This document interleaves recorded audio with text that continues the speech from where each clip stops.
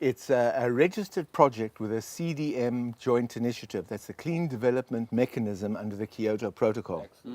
So that means all the carbon that we are saving, we can sell, is saleable to people who want to buy those. And we have an in-principle agreement with the European Union's FIBA Union that they will buy our carbon credits for the next 7 to 20 years, including an initial purchase of around 400 million to finance these projects. How does it work? In a way, it's a bit of a two-edged sword. And at the Kyoto Protocol, they divided the world up into 3 categories: the developed world, the developing world, and the underdeveloped world. Yeah.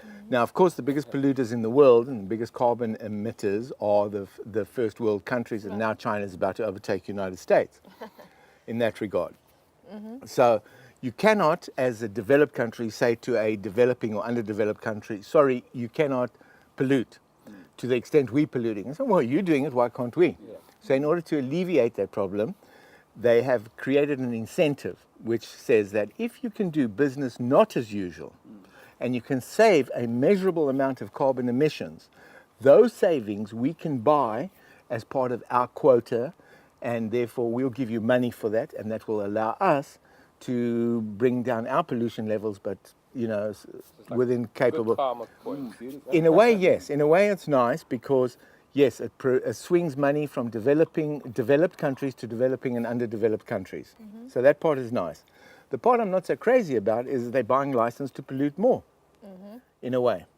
So this whole thing has started now. The Paying only off their sins. so it's Well, yeah, isn't it a bit of a sort of a white elephant? in a way yes, and a way no, because they all have to reduce carbon, and this is a way really that brings them within the timetable that they can do that. Okay. The beauty, of course, is that it brings in, like to South Africa, we will sell our carbon, and hemp is huge carbon savings because, number one, it's a green cover crop, so it's a carbon sink, and you can do it twice a year. And now we're not doing business as usual because we're not using cement. So now the cement puts out a lot of carbon. So we get the credits for the carbon not put out by using that. We get the credits for the carbon of the growing the hemp. We get the credits for the carbon of the energy savings using the hemp houses. And it is so fantastic that our government is built for that system. Yes, and it's so wonderful that our government is keen on doing this project, has asked us to show them the way to do it, and that it's now being supported on all levels of government. That's really nice. Yeah. There was even an article. It has to be government backed, you know what I mean? Of course, it has to be. It has to be because people at wide to understand that this one of the criteria for this project is it has to be what is called a PPP, a public-private partnership. That's what we have. And also, one of the aspects of this was the cooperative law of cooperations was changed to suit this new paradigm that we're working on. Because under the old cooperatives, the cooperatives were designed for a purpose of bringing your crop that you grew to a cooperative and they'd sell it on your behalf. Well, now ours is a little bit different. So what we are going to create is called, under this program of NOPI and SECODIS, because NOPI is the sort of body of main directors, and the people who carry out the wishes of NOPI is the SECODIS. So you need both those NGOs. And then the projects that we are doing are called SIVAs, Sustainable Integrated Villages of Agroecology. They were called organic villages, but of course there was a bit of objection and we don't want to step on anybody's toes. So we changed the word from organic and using agroecology, which is actually a better word, and that's opened a whole nother possibility because now that's a whole new sector within the economy. And as a new sector, there's money available to create new sectors in the economy. Right.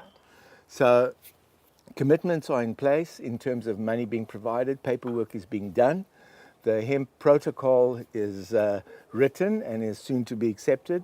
The hemp was declared an agricultural crop because before it was a weed, and this is by the FAO, Food and Agriculture Organization of the United Nations. When have they done that? About a year ago. All right. Yeah. They're waking up.